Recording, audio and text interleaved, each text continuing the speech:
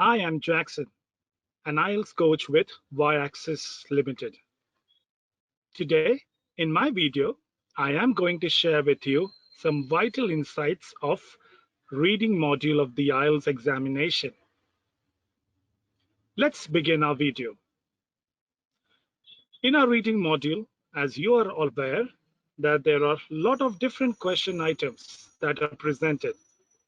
There are different strategies and tips that you should keep in your mind while attempting every question. One such important question that we are going to discuss today is your identification of information. People often get confused and feel it is time consuming. Yes, it is a little bit time consuming, but if you know the tips and strategies and if you follow it, you progress with your practice, it will be successful strategy for you. So let's see and identify what things should we keep in mind. In my today's video, I'm going to share with you the steps that you should be doing, few things you should be keeping in mind while selecting the option, and finally, confirming your decision. Let's start off by understanding the question type first. Identification of information is one of the most important and challenging question types for all the participants. Firstly, it takes a lot of time. That means it is a little time consuming for you to get to a conclusion. And secondly, it is use of enormous synonyms and paraphrasing that in turn builds up the challenge for the people. Identification of information is divided into two categories. The first one, as you are all aware, is true, false, and not given, which is entirely based on factual information.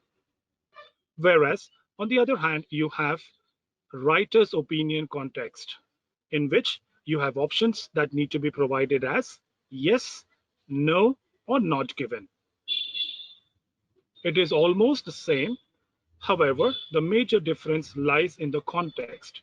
For true, false, not given, it is going to be factual information, whereas for yes, no, not given, it is going to be writer's opinion.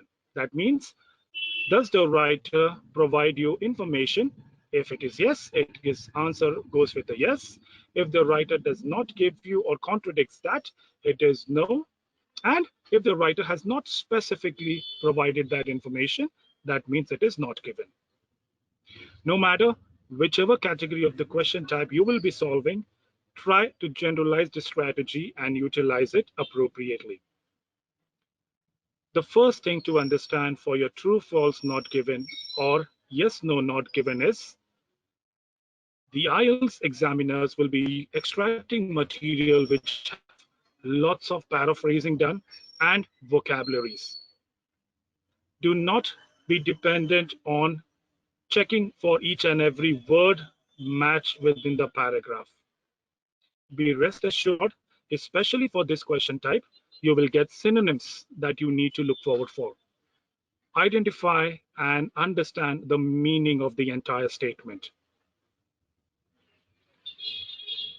We are habitual with true and false, as we are all knowing that if a statement is true, it has to match exactly with the description provided in the passage. The statement will be false if it contradicts to the information provided in the passage. There is a third option which often tries to confuse people, and that is not given. Remember, not given just makes you understand that the speaker, the writer, or the text does not give you valid or any specific information regarding to the subject asked in the question. Be prepared for this kind of an understanding, and it will make the true, false, not given question easy for you. Remember the 3 C's for the true, false, not given. If it is confirmed, that means it is a true statement. So that is the first C. If it contradicts, that means it is the second C and it is a false statement. The final C, which tells you it's not provided, and that is what your not given is all about, which is also called as confused. That means you're not able to come to a conclusion whether it is false or not given. Remember, the distinguishing feature between false and not given is for a statement to be false, the information is present in the passage. It is only that it contradicts. Whereas for not given, you will not find specifically the answer to the question.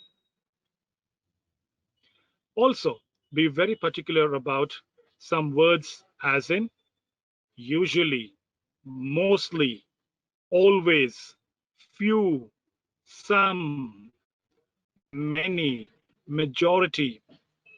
These are few words which will tend to change the meaning of the statement. So you have to be careful about reading and understanding the meaning of the statements clearly. Also, one additional tip, especially for false, if you find a negative word in the statement provided in the question, majority of the time the statement will be false. That means it will not accept what is there in the passage. So remember that one insight that you can have. The other important instruction for you, at least one answer in your true, false, not given is going to be a not given answer. Keep this in your mind when you are attempting the true, false, not given. There has always been one answer which is not given. So in case if you are practicing and you are not getting the answer not given, that means there is something wrong. Look back on it and check your answers. Use the same strategy for yes, no, and not given also. If the writer completely agrees to the statement provided in the question and has described it, that means the answer is yes. If it contradicts, that means no. And if the writer has not specifically given you any information about the particular statement or talks about that statement in detail, that means the answer is not given. Also, participants make a very silly mistake. Please read the instruction carefully rather than writing the initials T, F, NG or Y, F or no, N or NG. Participants write these initials rather than writing the full words. So that is one silly mistake participants always do. Secondly, since we are habitual with the true, false, not given question type, even though if the instruction is telling us about yes, no, not given, we are still writing true, false, not given. You know what will be the answer then? It will be marked as an incorrect response. Be careful for this. Let's try to see what strategy got to make sure that we get best results and work out, make we get the best results. See that for true, false, not given, the first step is read the instruction followed by the questions. Get a purpose to read a paragraph. Identify the keywords and ask to yourself, what is the question asking you to do for? Once you understand the question, then try to locate synonyms that you believe could be something that matches with the statement or paraphrasing. This, with the help of scanning, you will be able to identify the paragraph. Now remember one more thing. Please do not fall in the trap of matching word by word. Rather, focus on the entire sentence. With the help of the words and the synonyms, once you identify the paragraph, read that entire text carefully. Then draw your conclusion whether the statement matches exactly, does it contradicts, or does the statement does not have any information? And accordingly put your answers. Go slowly but carefully. Try multiple times using this strategy till you progress and you are quick enough with the timings. Then try to do multiple assignments from various sections of the reading module. This will in turn help you to solve this question item no matter whichever position of your reading module examination it is. Is it section 1 or 2 or 3? So remember, for reading module, identification of information question type, read the question first, identify the keywords, follow the paragraph, identify the paragraph in which you see the answer, read it intensively, and then draw your conclusion. I hope with this technique and strategy, you will be able to understand and get good points of your scoring reading module. I'll see you in my next video with some more tips and strategies for other question items. Till that time, please continue your practice. All the best. Bye-bye.